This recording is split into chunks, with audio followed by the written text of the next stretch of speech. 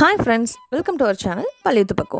இன்றைக்கி நம்ம சேனலில் ரொம்ப ஈஸியான ஒரு தட்டு முறுக்கு எப்படி செய்கிறது அப்படிங்கிறத பார்க்கலாம். இதுக்கு நீங்கள் எந்த மாவும் அரைக்க தேவை கிடையாது. கடையில் இருக்கிற மாவு வாங்கி நீங்கள் ஈஸியாக செய்யலாம். கண்டிப்பாக ட்ரை பண்ணி பாருங்கள். இப்போது தட்டு முறுக்கு செய்கிறதுக்கு ஃபஸ்ட்டு ஒரு பாத்திரம் எடுத்துக்கோங்க.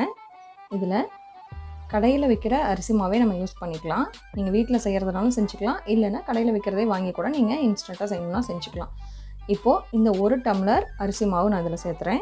இது கிட்டத்தட்ட ஒரு 150 கிராம் இருக்கும். இதுக்கு 1/2 டம்ளர் பொட்டுக்கல்லையை எடுத்து நான் நல்லா பவுட்ரு பண்ணி வச்சுருக்கேன். அதையும் இதில் சேர்த்துக்கலாம். இப்போது இதுக்கு தேவையான அளவு நம்ம உப்பு சேர்த்துக்கலாம். ஃபஸ்ட்டு கொஞ்சம் போடுங்க, அப்புறம் மாவு பிசையும் போது நம்மளுக்கு பார்த்துட்டு பத்தலைனா கூட நம்ம மறுபடியும் கொஞ்சம் போட்டு சேர்த்துக்கலாம்.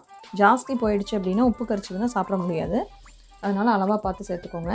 இப்போது இது கூடவே ஒரு 2 வரமிளகாயை நான் இந்த மாதிரி லைட்டாக மிக்சியில் பீட் பண்ணி வச்சுருக்கேன். அதையும் இதில் சேர்த்துக்கலாம். ஒரு ஸ்பூன் மிளகாத்தூள் சேர்த்துக்கலாம். கொஞ்சமாக பெருங்காயம் சேர்த்துக்கலாம். இப்போது இது ஒரு பெரிய ஸ்பூன் அளவில் ஒரு 2 ஸ்பூன் அளவுக்கு கடலைப்பருப்பு தாளிப்போம் இல்லைங்களா, அந்த கடலைப்பருப்பு எடுத்து நான் ஒரு 10 நிமிஷம் ஊற வச்சு தண்ணியை வடிச்சிட்டு வச்சுருக்கேன். இப்போது இதுவும் நம்ம சேர்த்துக்கலாம். இப்போது இது எல்லாத்தையும் நல்லா பிசைஞ்சு விட்டுக்கலாம். இப்போது இதில் கடாயில் நான் எண்ணெயை சூடு பண்ணியிருக்கேன். அதில் ஒரு குழிக்கரண்டி அளவுக்கு சூடான எண்ணெயை நம்ம இதில் சேர்க்கலாம். இப்போ இதில் கொஞ்சமாக தண்ணி சேர்த்து நம்ம பிசைஞ்சுக்கலாம்.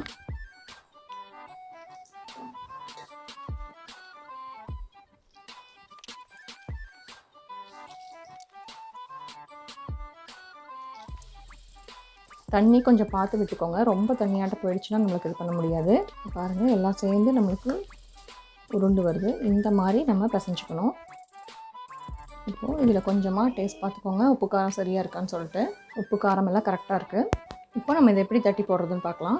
இப்போது இந்த மாதிரி இப்போ நீங்கள் ஆயில் ஊற்றுனதுக்கப்புறம் கூட அந்த ஆயில் கவர் எடுத்துக்கலாம். இப்போ இதுலேயே பாருங்கள் நிறைய ஆயில் இருக்குது.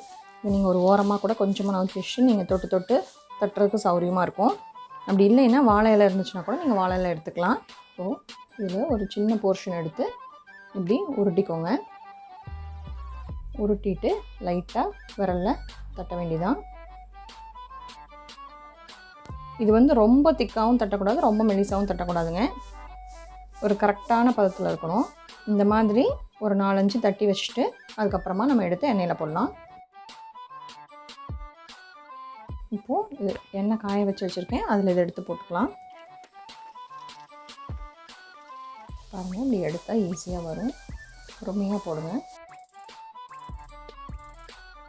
அடுப்பை கொஞ்சம் மீடியமாகவே வச்சுட்டு நம்ம பொரிக்கலாம்.